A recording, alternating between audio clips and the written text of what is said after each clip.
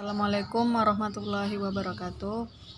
Saya Rindiani Dwi Saputri dari 11 MIPA 1. Di sini saya ingin menjelaskan tentang pelanggaran hak asasi manusia atau biasa disebut HAM.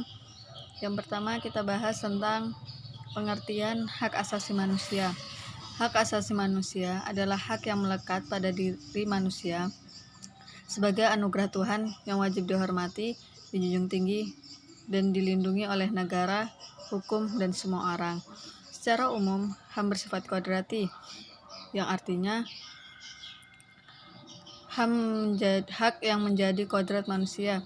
Selain itu, HAM bersifat universal, yang artinya HAM secara umum berlaku di seluruh dunia dengan tetap menghormati adat istiadat budaya negara masing-masing.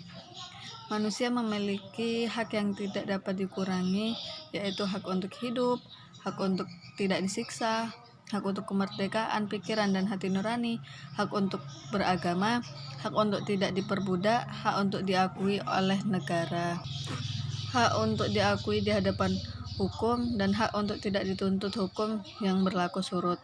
Hak-hak itu adalah hak yang tidak dapat dikurangi dalam keadaan apapun. Nah, jadi di sini kita udah paham tentang pengertian hak asasi manusia. Sekarang kita lanjut bahas tentang pelanggaran hak asasi manusia. Pelanggaran hak asasi manusia merupakan perbuatan melawan hukum, baik terhadap seseorang maupun kelompok orang, termasuk aparat negara, baik disengaja maupun tidak disengaja. Menurut kalian semua, berapa banyak sih kasus pelanggaran HAM yang terjadi di Indonesia ini? Nah, sekarang tuh banyak banget kasus pelanggaran HAM yang terjadi di Indonesia dengan bentuk yang sangat beragam. Saya di sini ingin menjelaskan bentuk pelanggaran HAM tentang bully atau kekerasan di sekolah. Kalian tahu nggak sih, kekerasan di sekolah itu sering terjadi, apalagi di sekolah Indonesia ini, yang dilakukan anak di bawah 14 tahun dari tahun 2013 hingga 2014. Jumlah kekerasan itu naik sampai dengan 16%. Dan itu dilakukan di sekolah, hampir di setiap sekolah yang ada di Indonesia.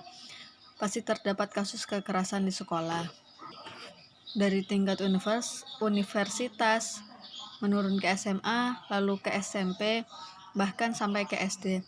Kekerasan itu pun dilakukan dengan banyak hal, seperti secara verbal, secara fisik, secara relasional, dan elektronik.